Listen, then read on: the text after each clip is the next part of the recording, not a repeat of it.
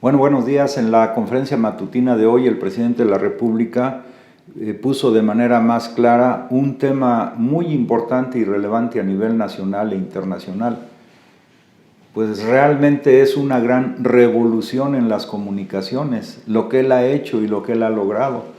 Y de ahí se desprenden varias cosas muy importantes para el día de hoy, sobre todo en el tema de las redes.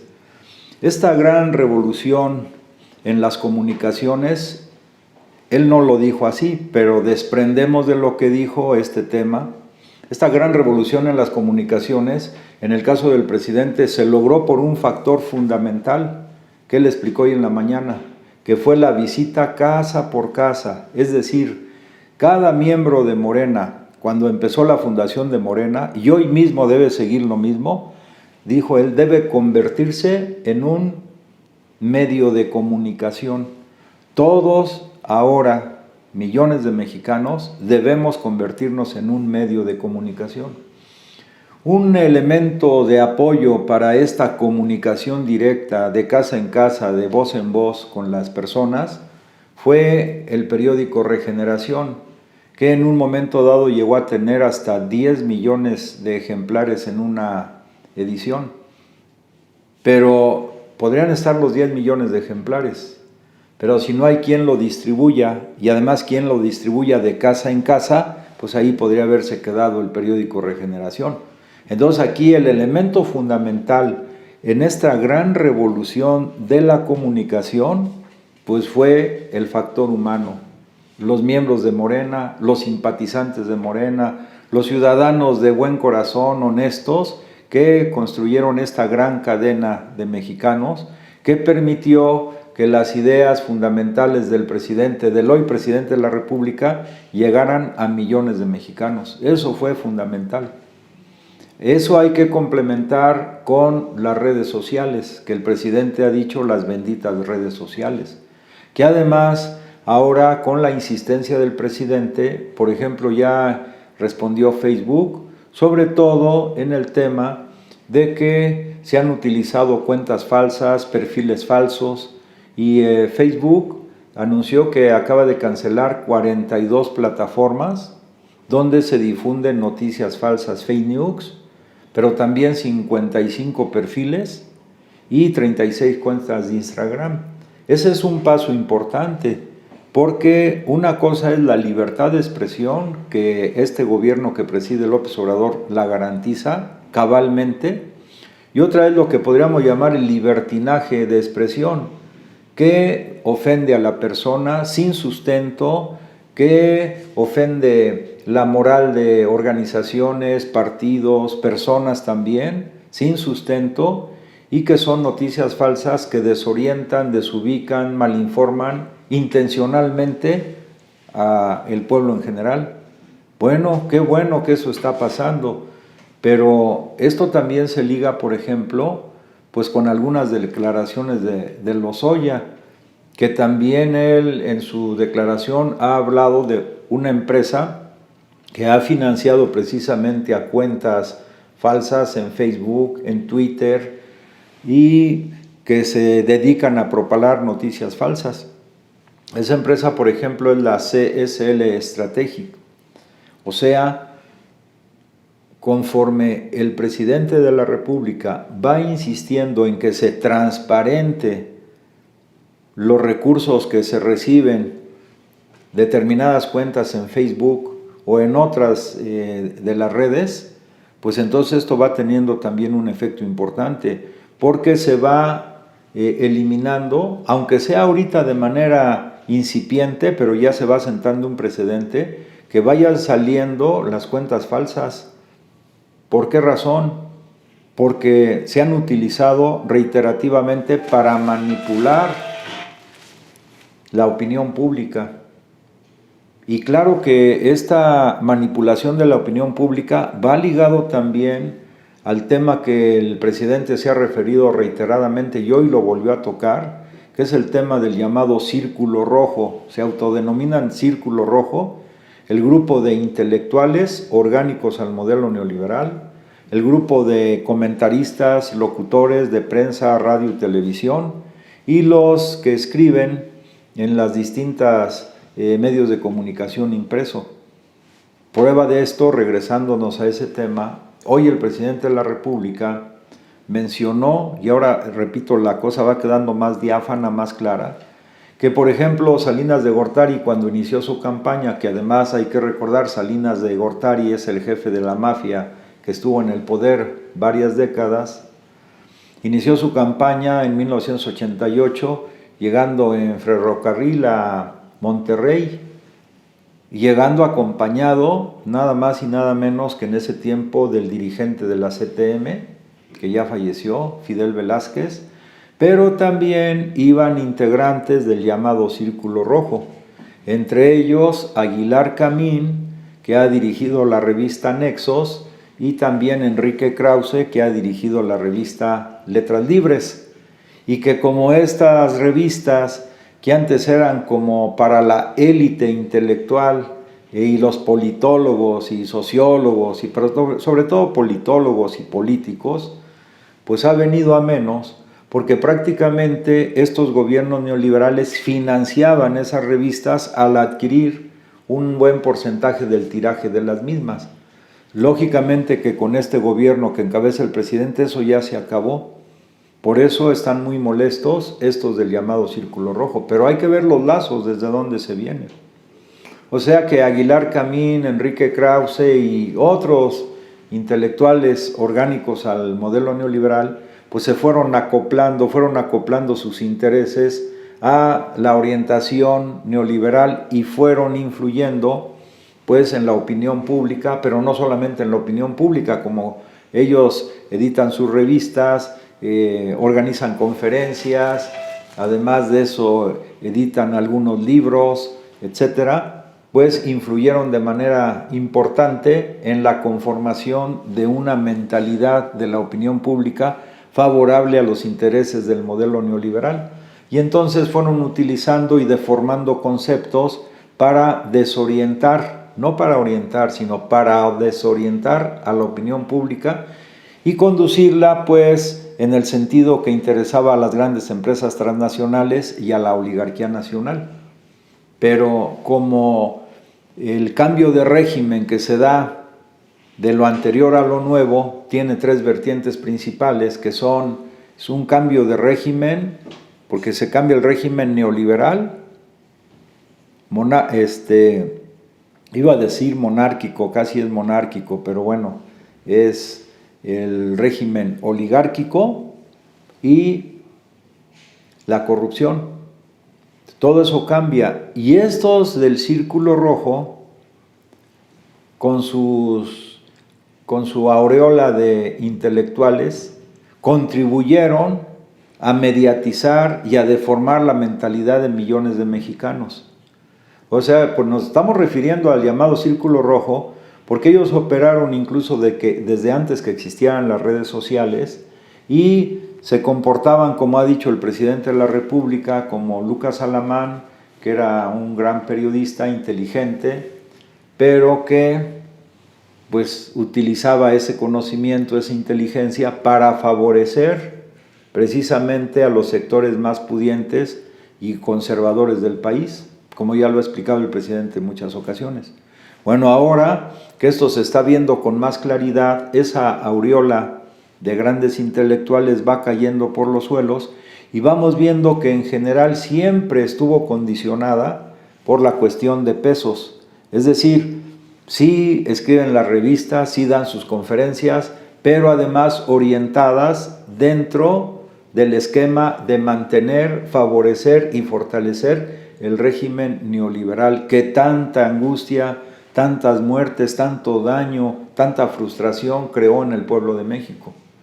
No, pues está claro. Ahora lo que hace falta también, como lo dijo hoy el presidente, pues es que los medios de comunicación, sobre todo las redes sociales, puedan ir favoreciendo cada vez más el que puedan expresarse de manera más directa y que esta expresión llegue a millones también de mexicanos, pues las ideas del cambio, de la cuarta transformación,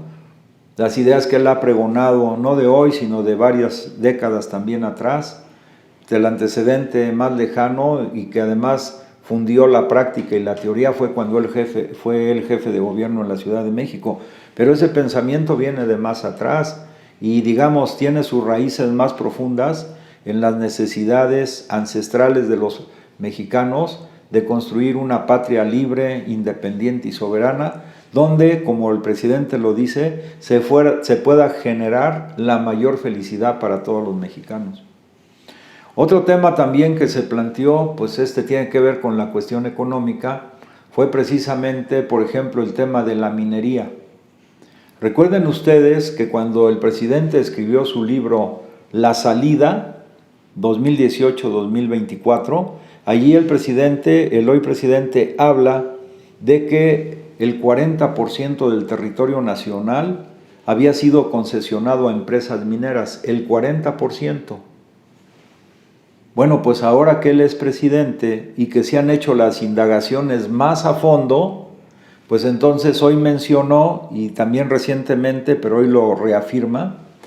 que realmente las concesiones mineras que se dieron abarcan el 60% del territorio nacional. Cuando no era presidente, él afirmaba 40%. Digo esto para que no se vaya a creer que hay una contradicción en su libro, porque es lo que se había indagado hasta ese momento. Pero hoy que ya es el titular del Poder Ejecutivo, el problema que se ha descubierto es mucho más grande de lo que se pensaba, porque incluso muchos campesinos, ejidatarios, comuneros, ni siquiera saben todavía a estas alturas que sus tierras fueron concesionadas a empresas mineras.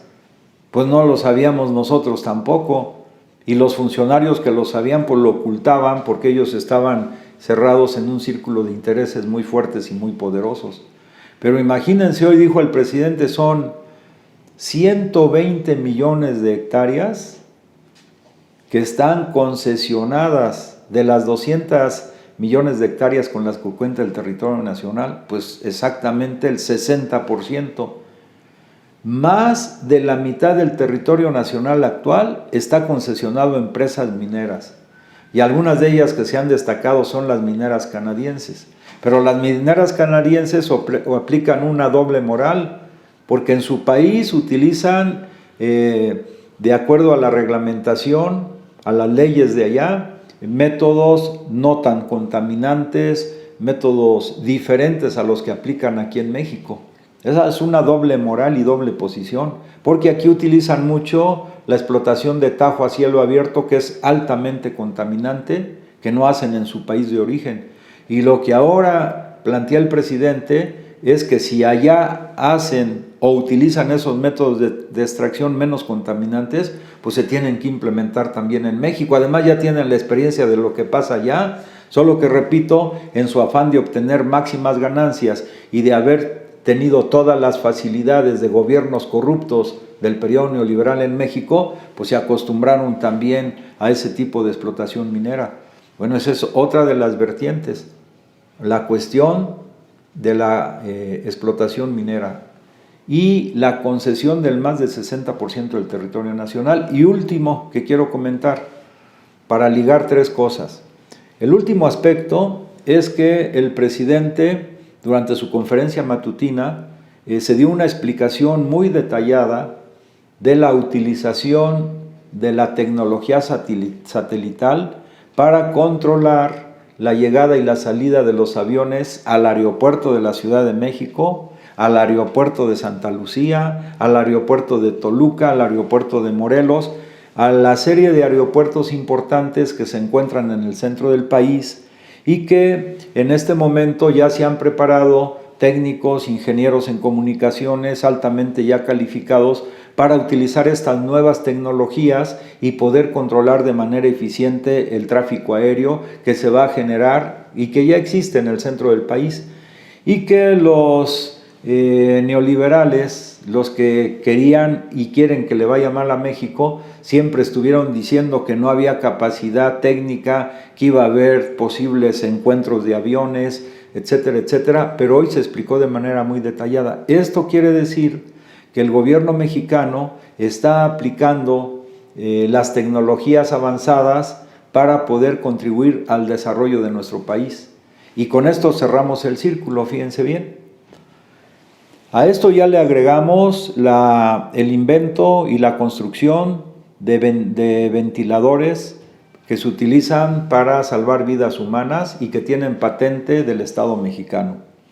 Pero ahora la tecnología aplicada también para el control del tráfico aéreo, que rompe el esquema de los grupos opositores a la construcción del aeropuerto en Santa Lucía, alegando según ellos cuestiones técnicas que eran también fake news, eran falsas. Hoy también recibieron un balde de agua fría porque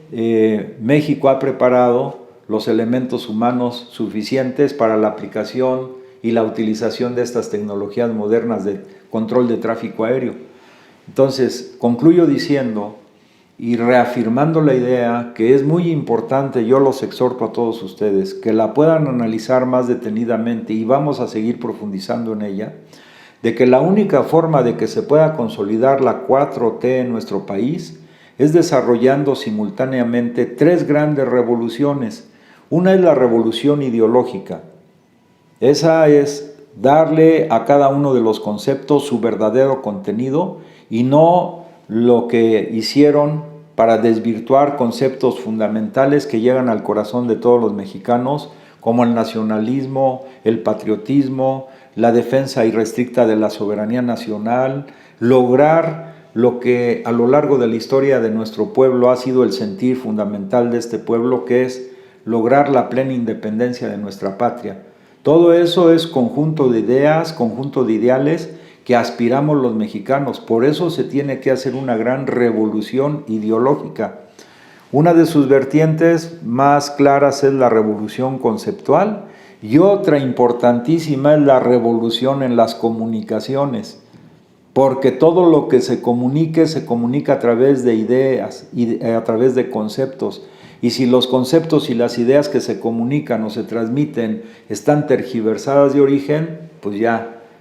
terreno propicio para que la derecha vuelva a sentar sus reales y controlando la cuestión ideológica pueden controlar todo lo demás. Por eso es la importancia de la revolución ideológica en varias de sus vertientes. La otra revolución simultánea, una gran transformación, es la revolución cultural, que el presidente está poniendo los cimientos de manera extraordinaria, tomando como base lo más valioso de la cultura de nuestros pueblos ancestrales y lo más valioso de los elementos culturales que se gestaron en las 3 grandes transformaciones anteriores: independencia, reforma y revolución. Y en esta 4ª gran transformación pues hay una línea de continuidad de los elementos culturales más significativos para recuperar el orgullo nacional y que nuestra patria sea respetada también a nivel internacional por sus valores artísticos, culturales, etcétera, etcétera. Y la otra que ya se está entendiendo cada vez más es la revolución técnico-científica, es la capacidad del Estado mexicano para impulsar el desarrollo de las nuevas tecnologías, la creación de personal altamente calificado. Eso lógicamente va a implicar una modificación a los planes y programas de estudio de algunas de las 100 universidades que se están construyendo y de las más existentes para estar a la altura de la nueva era que estamos viviendo. Porque, por ejemplo, si ya China envió satélites a analizar el lado oscuro de la Luna, que no se había hecho hasta recientemente, hace unos meses atrás, o la rapidez con que se están gestando en el área médico-biológicas la creación de nuevas vacunas contra el cáncer, contra el SIDA y ahora contra este COVID-19 y otros virus que seguramente aparecerán en el futuro. Y además de eso se está logrando una modernización, pero no en el sentido neoliberal, sino una reconfiguración de todos los elementos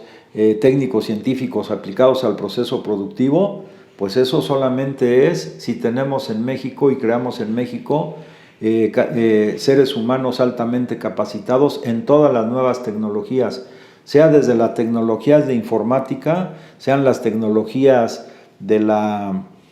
por ejemplo, física aplicada, y es dentro de eso pues es la física cuántica sobre todo, o también las nanotecnologías, o la robótica, o la inteligencia artificial, o la utilización de los drones. Es un mundo inmenso que se viene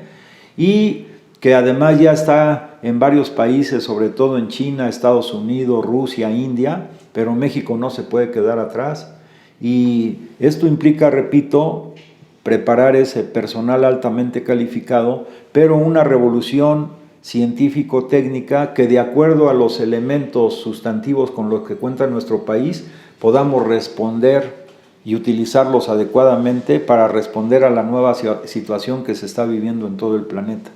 Entonces, apoyemos al presidente. Además, estas tres grandes revoluciones, repito, la ideológica, la cultural y la técnico-científica, tienen fundamento pues en las ideas que ha planteado el presidente de la República. La idea sustantiva que ha manejado a lo largo de varios lustros es la revolución de las conciencias, y de ahí se desprende la revolución la revolución ideológica, la revolución cultural.